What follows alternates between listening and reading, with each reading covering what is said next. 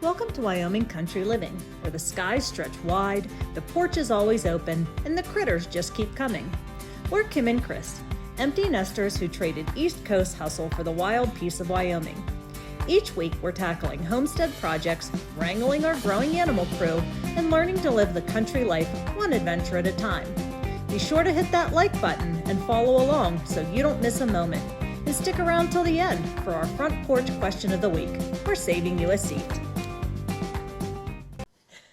Moving to Wyoming, 1 year in, the good, the bad, and why we wouldn't change a thing.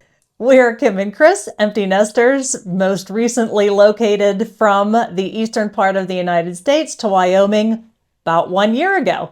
We thought we would do an episode devoted to what we've learned in that year. So we will start with the good. One of the things that stood out to us very early on in this adventure was how friendly the people of Wyoming are in a lot of different capacities and a lot of different environments. One of our very first experiences with what I will say friendly people is when we had to transfer our driver's license and our car registration and all that fun stuff that is generally looked at with disdain and angst and what have you. And Chris was the first one to embark upon that adventure because he is a rule follower. And when he came home, he said, first of all, it was easy and people were pleasant, like they actually enjoyed their job. And I found the same to be true when it was my turn to go through all of that. It's really, you walk into a store and what's the phrase that you hear a lot? Welcome in. Yeah, welcome in.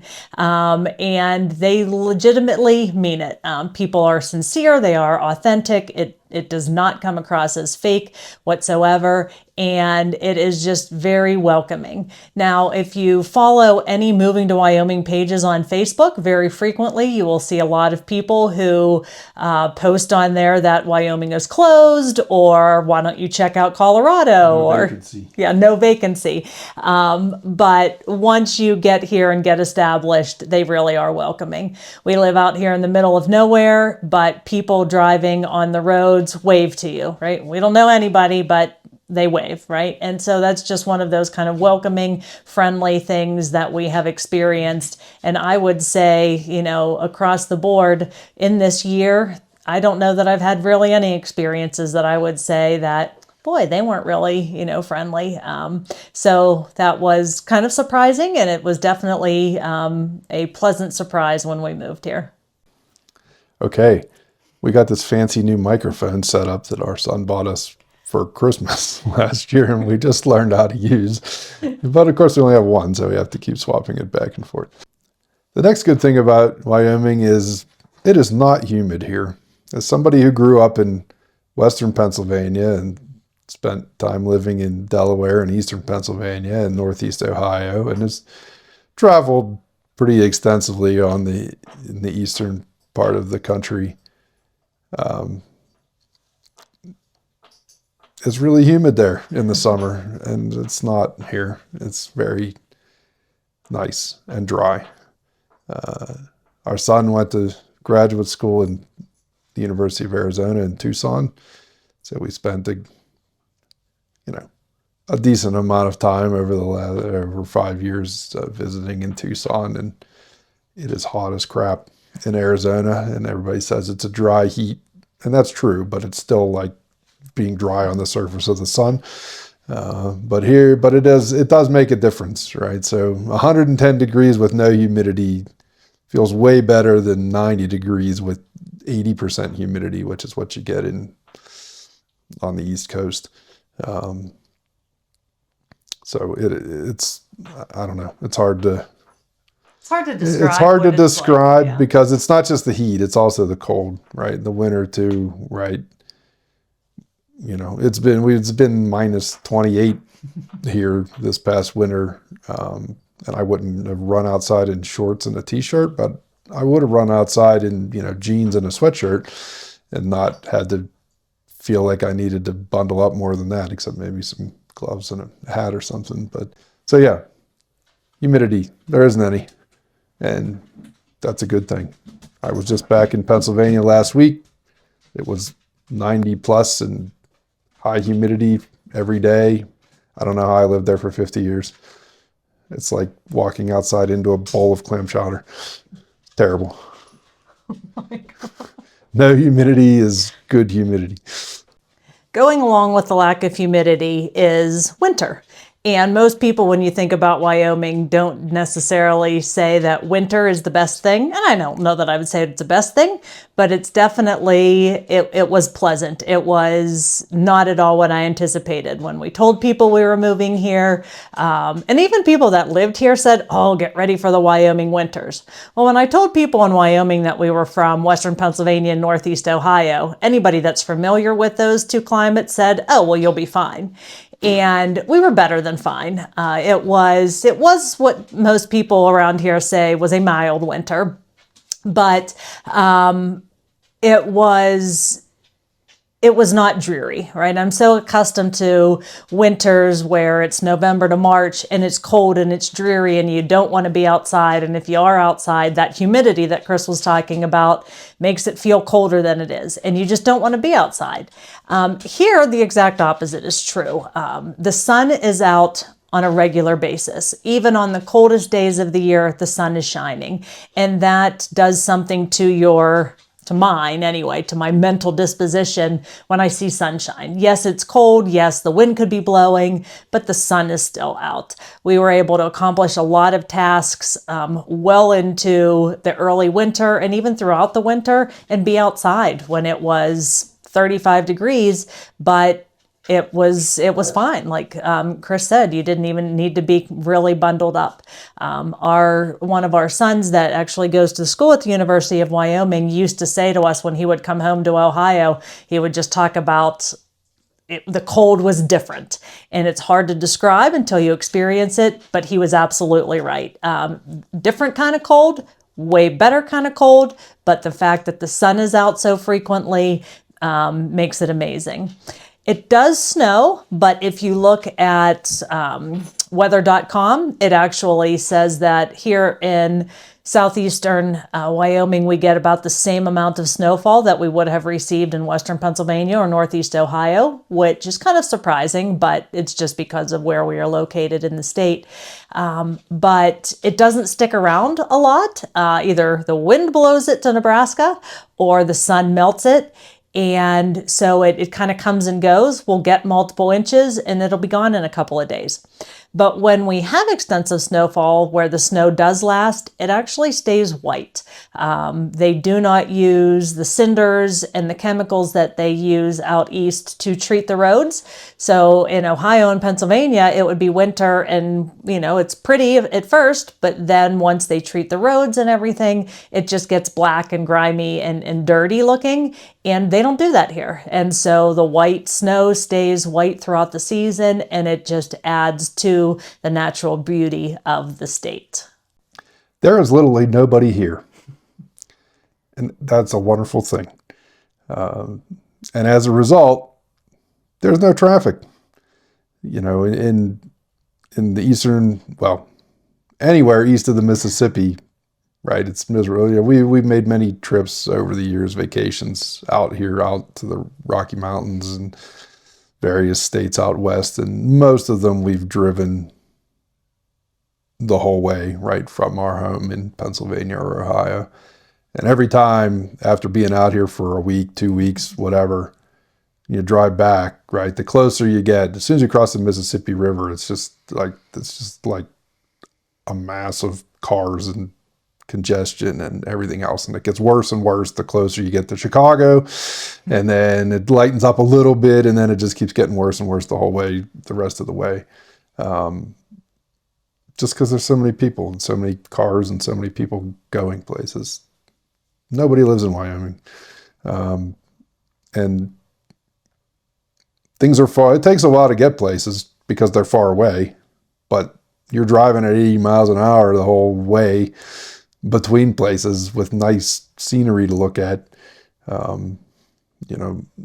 We lived in, the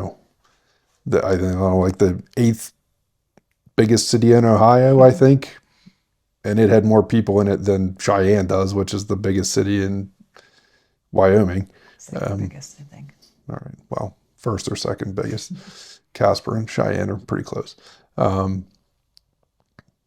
But, there's one road in Cheyenne where all the, retail businesses and restaurants and things are.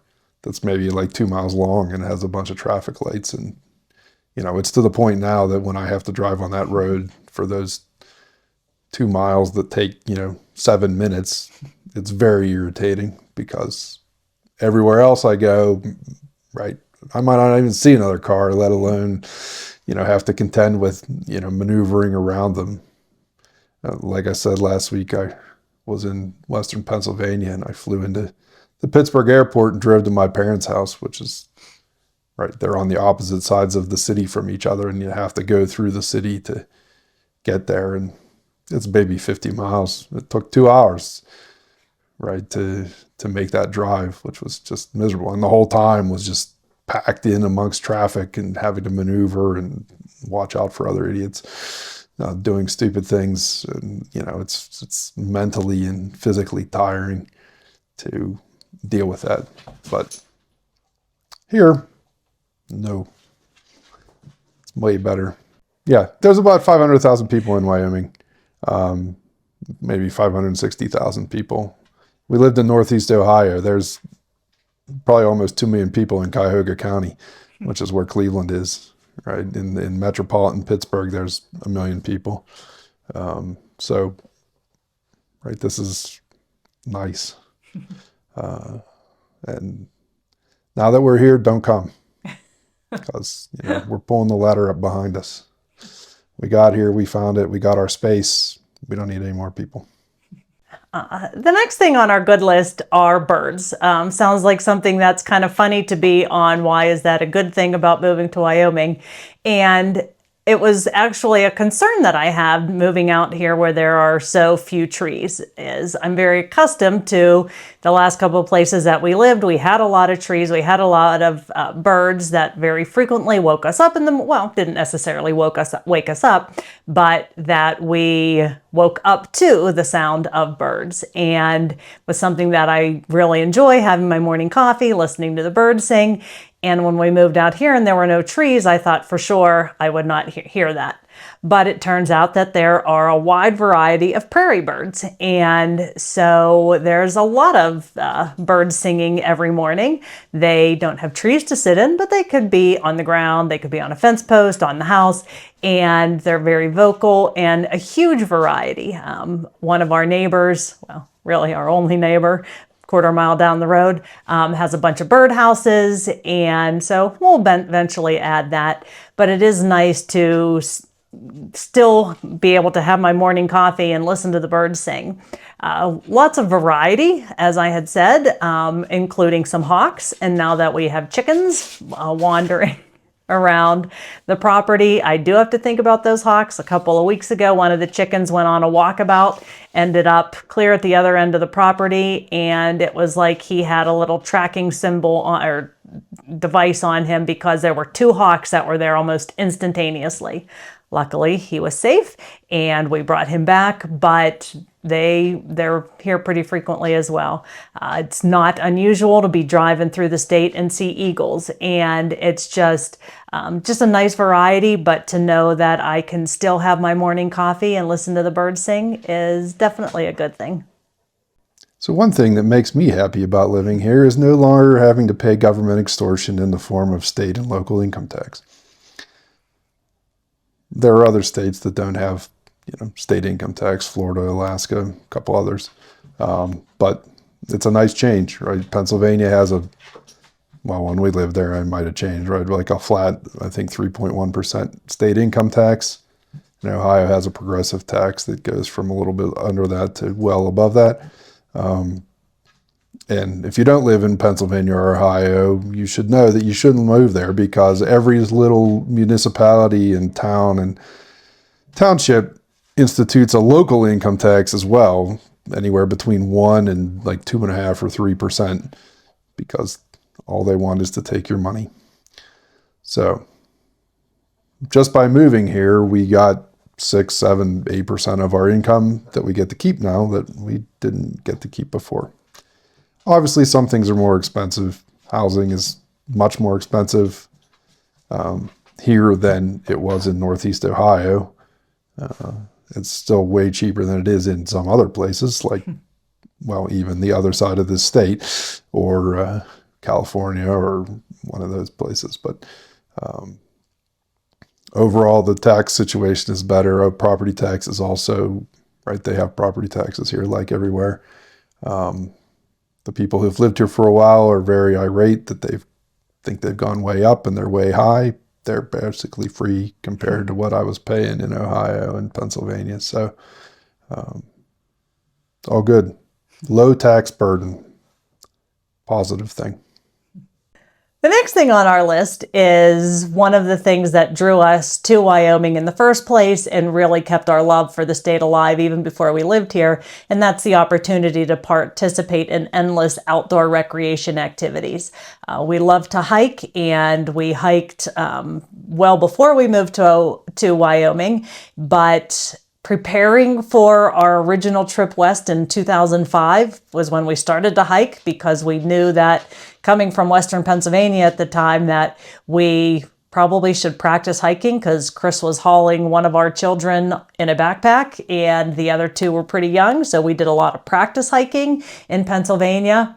Does not compare to the hiking here in Wyoming because of the elevation, the terrain, and the different things that you encounter on hikes. But really and truly, you can hike anywhere in the state and see something different on every single hike. We've been very fortunate to, visit Grand Teton National Park a number of times, in Yellowstone. The Snowy Range Mountains are south of Laramie, and we spend a lot of time there. But we hiked Medicine Bow Peak last fall, and we've hiked in Vitavue, and just really there's an endless list of places to hike.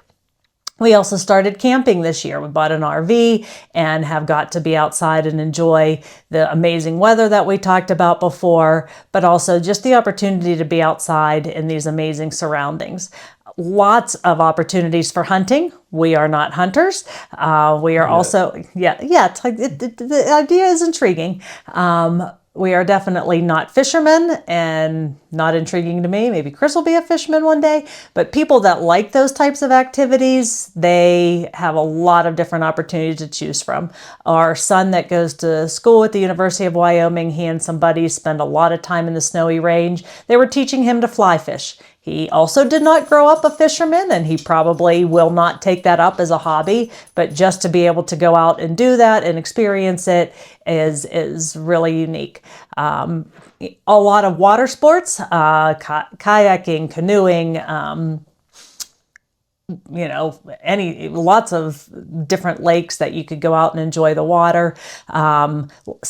Skiing isn't huge in Wyoming. You can ski in the Snowy Range. You can ski in Jackson. There are a couple of other places, but it's not really a skiing destination. There is some cross-country skiing that you could do, but there's tons of snowmobiling. When Chris and I went to Grand Teton this past winter, as we were leaving Grand Teton, we went through an area of the Wind River Range where just all you could see was snowmobile tracks, right, from people having been out snowmobiling. And you want to be outside even in the dead of winter because it's pleasant.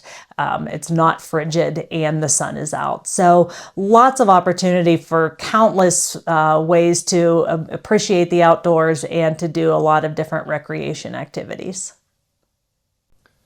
Mostly the activities that we've done are building a shed, building a chicken coop, building a goat house, building multiple dog fences. But which have been outside. Hopefully we're going to get to some more enjoyable things here pretty soon. Yes.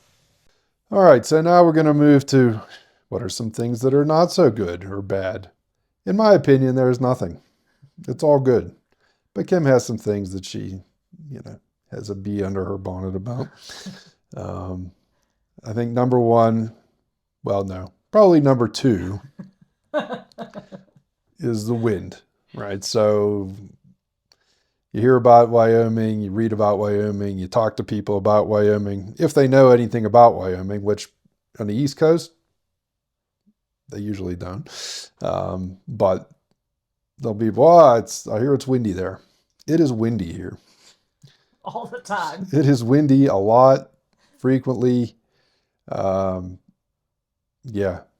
So in the summer here, right, it comes and goes. It comes with the storms and things like that. But, in the winter from like October to April, yeah, it's windy. Uh, pretty constant, pretty constant. Usually out of the west, southwest, northwest, somewhere in the west. It's coming down out of the Rocky Mountains, and at least in this part, again, the eastern half of the state, it's windy. Like usually, on a normal day, it's in the teens to 20s, gusting to the 30s or 40s. And on a slightly less normal day, it's in the 40s and 50s, gusting to the 70s or something. There were a couple times this winter where, we had a couple days where it was regularly blowing. I mean, it was gusting over 90, right? And I have like 5 weather apps on my phone just because they're all not quite accurate. And we have a weather station here locally to tell us exactly what it's doing. But we got a notification after like 2 days of really strong wind. The good news, the next day it was going to drop down to a more normal, only 70 miles an hour wind. So it's something to get used to, to the point where, in the winter, right, when you're pulling your car in somewhere and need to get out, you need to make sure you're facing into the wind so it doesn't rip the doors off your car when you open it, and things like that.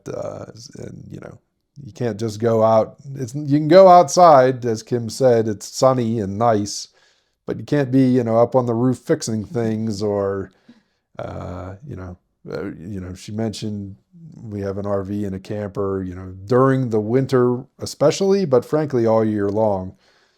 There's only 2 main roads in Wyoming. Interstate 80 goes east and west, and Interstate 25 goes north and south. And frequently, right, those roads are closed to light, high-profile vehicles, so empty tractor trailers, box trucks, U-Haul trucks, people carrying or towing RVs or driving motorhomes, right? That, if they weigh, depending on the day, less than 20,000, 40,000 pounds, you're not, right, the road's closed because you're going to get blown over. You're going to get blown off the road. You're going to be blown over on your side.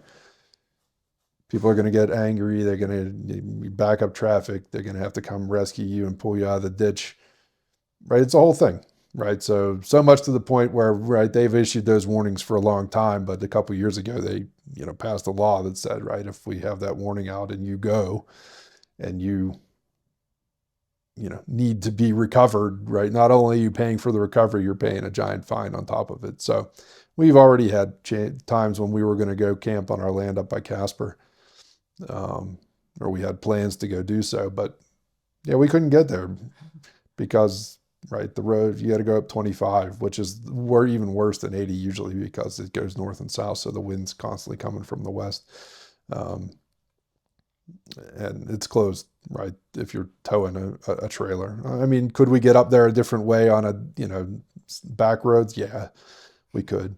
But it would take a lot longer, and it's, in the winter, who knows, right, what condition the roads are in. As Kim mentioned, they don't really treat them here. They just let the snow get packed down so that it's, packed snow, and that gives you a little bit of traction. And so it's frankly better than when they plow it and melt everything and then it freezes again at night, like on the East Coast. But yeah, so the wind's a real thing.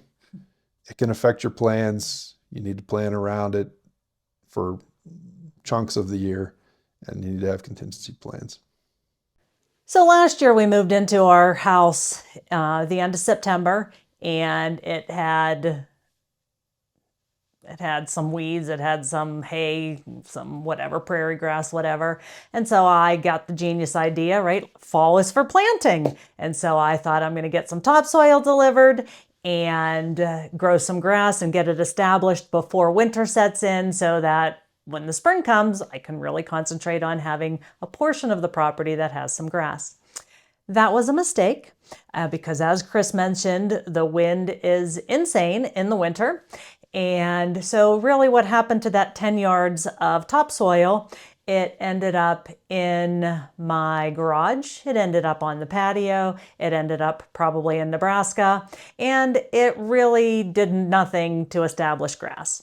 So the bad thing is you can't grow grass in the fall, and really overall growing grass, at least where we are, is not easy.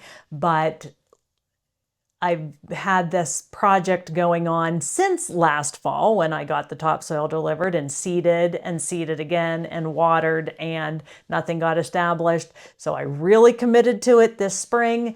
But again, the wind wreaks havoc in that ability. In Western Pennsylvania and Ohio, you would just plant the seed and maybe sprinkle over some hay and then water it, and your grass would grow up.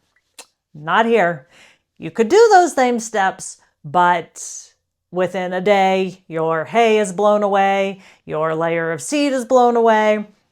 So it is very frustrating trying to grow grass. We could get sod, but I'm not willing to invest in that at this point. So I was committed to getting a portion of grass this year, which I did, but it was not easy. I could not do it in the fall, as I have been accustomed to my entire adult life.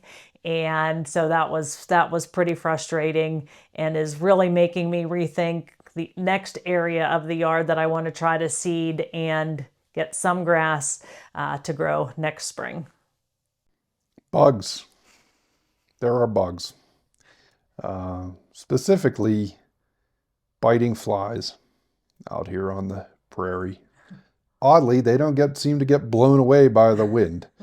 And frankly, you may have seen one circling us in here because there seems to be one in the room with us. So, when talking about the wind, right, there's days when you go out and those prairie birds that Kim talks about, they launch themselves out of the grass and try to get somewhere and do not, or they go the opposite way they're trying to go because they get blown backwards, or they manage to just hover and then sit back down. But the flies don't seem to have that problem. They cut right through it. And so if you let the grass, grow up a little bit, and you go walking out in the back 40 and want to look around, and you've got shorts on or something, right, you're going to come back with some bites on your legs, and they're unpleasant. So I know there's bugs that bite other places. We had lots of mosquitoes that bit us in Ohio, but there's bugs everywhere, including here. Hailstorms out here suck. And I have experienced hailstorms in my life, right? I'm not a spring chicken and lived lots of places, so I've experienced hailstorms. I have not experienced hailstorms the way that we do here.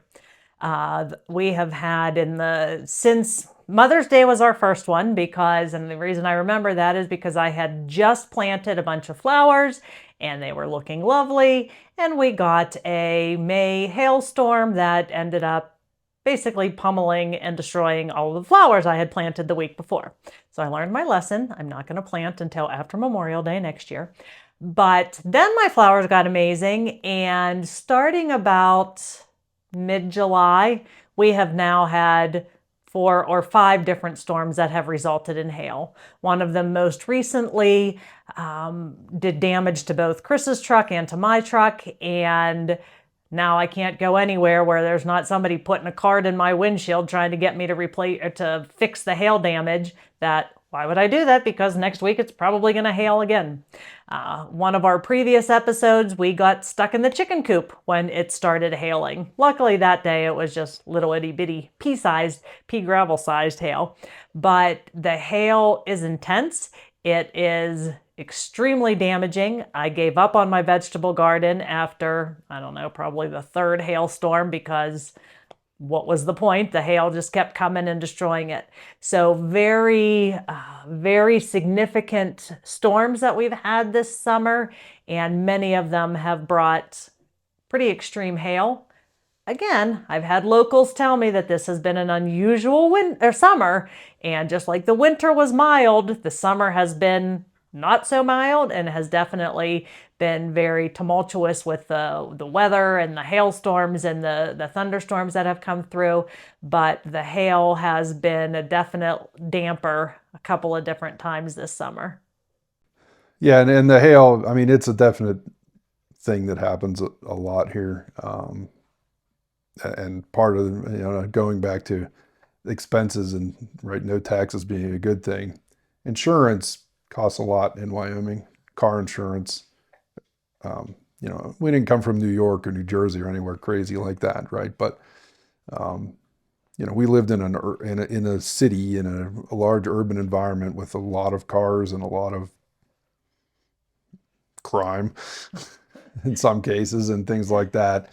And I thought, oh, we'll move out here. I'll practically get car insurance for free because there ain't nobody out here. Nobody's going to run into me. And, you know, I'm not going to run into anybody. No, not the case, right?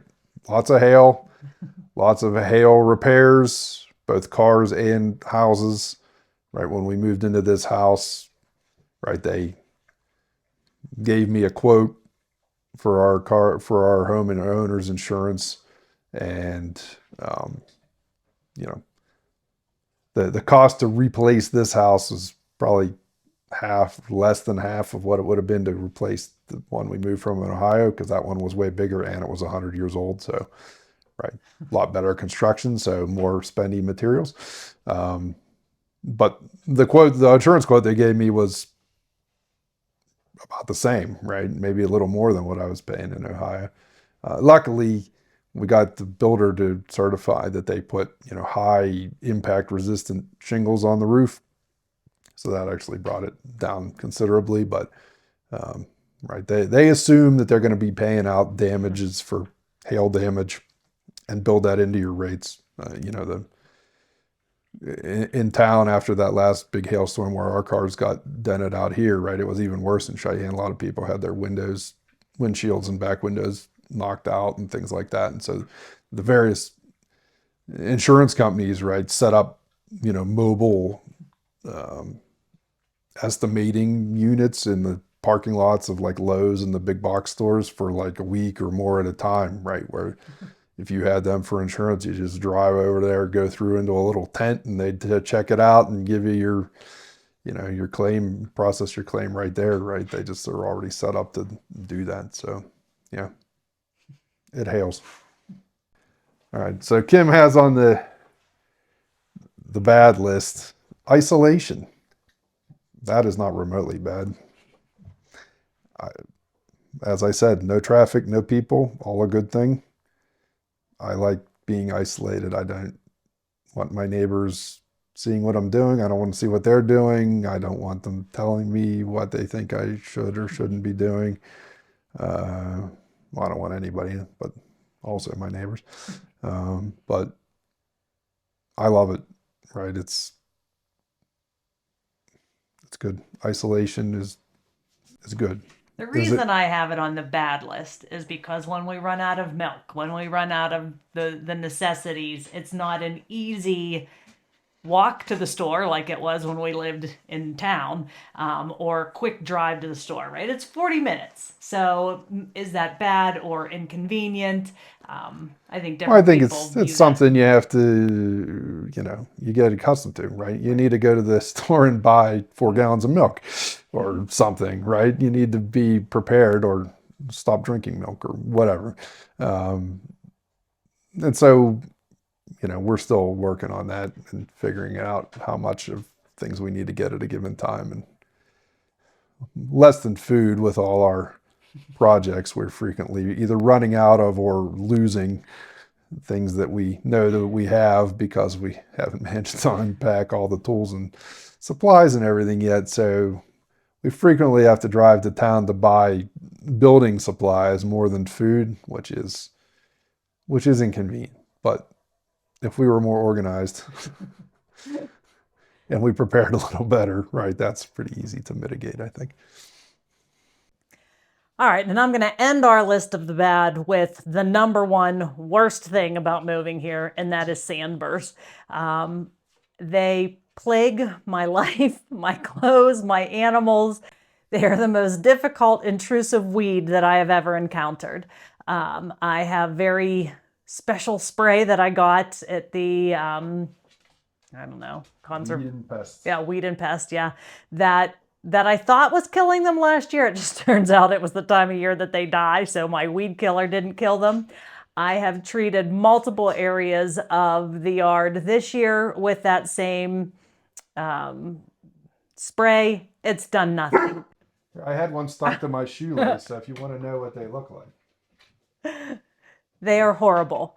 They get into your clothes, into your shoes, into your socks, and the little spines that you see on those devil things break off and become like splinters, and they break off in your clothes. So you can look at your clothes and think that there's no sandburrs in it, and then all of a sudden you're getting pricked by one of those darn needles that broke off of the actual sandburr and is now lodged in your clothing. Obviously, our dogs have a lot of hair and they go walking by the sandburrs and they become infested into their fur. It is, I told Chris one day last week, I was almost crying because they are everywhere and I don't have a plan for them and don't know what we're going to do. And he's like, other places have hurricanes and some places have earthquakes and what are sandburrs? And I said, yeah, well, ask me that in January when you're picking sandburrs out of my feet because all those little spines broke off at my feet. So they are the bane of my existence. I hate them. I wouldn't change moving to Wyoming, but I would definitely do my due diligence in walking the property next time and make sure that I did not have the infestation that I do now. They are the devil. Second to the sandburrs are goat heads. They're very similar. They're worse. Yeah, they are worse, but they're not as pervasive. Look them up. Look up goat head on Google, and you'll be horrified. But when you look at a picture of them, know that one day this winter, I wear slippers all the time or shoes all the time because of the stupid sandburrs. One time this winter, I did not have my slippers on. I stepped full-fledged onto a goat head. For 3 days, I was limping because that thing had stuck me in the foot. So sandburrs and goat heads are the bane of my existence, and they are the worst thing about moving to Wyoming. All right, so after that, the good and the bad. Why would we not change, what we've done and where we've ended up? One of the main things for me is it's peaceful out here. It's isolated, as we said, but we can get up in the morning and go out, or most of the time during the day, and there's nothing to hear other than the birds chirping and the 18 roosters that we have crowing, and dogs shaking their tags in the video, and it's quiet, right? There's no city noise, there's no traffic noise, there's no background noise, right? Yes, we live well outside of the city, but again, the city is pretty small and there aren't very many here. So it's pretty easy to get outside the city and, without going too far. So if you're looking to be isolated and peaceful, and it's easy to find a place here. And this is a good place. Something else that has really made this past year enjoyable, especially since we moved into this house, has been enjoying sunsets. Every evening it is unique, it is spectacular, and we just enjoy sitting on the front porch and watching the sun go down, and as Chris said, not really listening to anything. Maybe the coyotes once the sun dips below the horizon, but we have taken so many pictures because it's just breathtaking. It's beautiful, it's serene, and they're just very unique. We had some really pretty sunsets in Ohio, in the part of Ohio that we were in, but these, because again, there's no trees, right? So you see all sky. And so the different colors and just the uniqueness of it every single night has really been amazing, and we enjoy it every evening. Yeah, another thing that's good, like it's slower. Everybody talks about the East Coast being the rat race and people in a hurry and everything, and I think that's definitely true. And even living in Pittsburgh and in Eastern Ohio, right? I worked for companies that we had offices in Philadelphia or Baltimore, DC, or New York. And I worked for one or two of those companies in Eastern Pennsylvania for a number of years. And it is, I mean, even the difference between those two places is markedly different. The people in Pittsburgh and in Ohio are way calmer and laid back than the people in those more populated and urban areas farther east. But right, the difference between that and here is right. It's hard to describe. It's you know, like Kim said, everybody's nice, and I think they're nice because they're not stressed about everything. Right? They're not stressed about commuting, an hour and a half to work with 8 million other people. Right? They're not stressed about people breaking into their house or whatever people in the cities and the more urban and populated areas are stressed about just because it's not here. Plus, everybody has 10 guns here, so nobody's going to breaking into anybody's house. But yeah, it's peaceful, it's less stressful, and it's better. Another reason that I wouldn't change a thing is because I continue to expand my growing animal herd population, zoo. I've always been an animal lover. Chris and I had cats together while we were still in college, before we were even married. We have always had dogs and cats, but never had the opportunity. Well, we had hamsters, and I had guinea pigs, and I had a snake when I was a science teacher. So I've had those kind of animals, but now I've had the opportunity to really expand the different animals that I am learning about, learning to care for, and really enjoying. We started with baby chicks that are now, again, I had 8 chicks in April, and 7 of those 8 are now roosters. So then I had to get 4 chicks that were female. When I purchased them, they were already identified as female. So I have a total of 5 hens now, but I still have those 7 roosters. And while I wouldn't change what I've learned about them, they might become rooster stew here in the next couple of weeks because they are wreaking havoc around the place. But we've also gotten 2 goats, and we're expanding that goat herd in a couple of weeks to add to that. We've gotten some barn kitties, and just the opportunity for them to have the space for, I've mentioned multiple times that I love to be outside, and that's what I do every morning. First thing I do, right? Take the animals, or get the animals outside, get them their food, their water, start working on cleaning their cages or the areas, and I just enjoy it. Now, a week ago, I did say to Chris, I really enjoy this time in the morning when I'm taking care of all of the animals, but talk to me in January and we'll see how much I'm enjoying it, because we talked about the wind and the cold weather, so we'll see what it looks like then. But I wouldn't have had the chance to have the goats or to have as many chickens as I have the opportunity to here. So that has definitely been one of the best things for me about moving here. So thank you for joining us today on our 50th episode. It was fun getting to reminisce a little bit about the good, the bad, and the reasons that we wouldn't change a thing. We have enjoyed every minute of it. Well, almost every minute of it. Since moving here. And, we would welcome any comments that you have, or if there's anything that you'd like to learn more about, or if we talked about something today that you would like us to do an entire episode devoted to. We will take that into consideration. Bye-bye.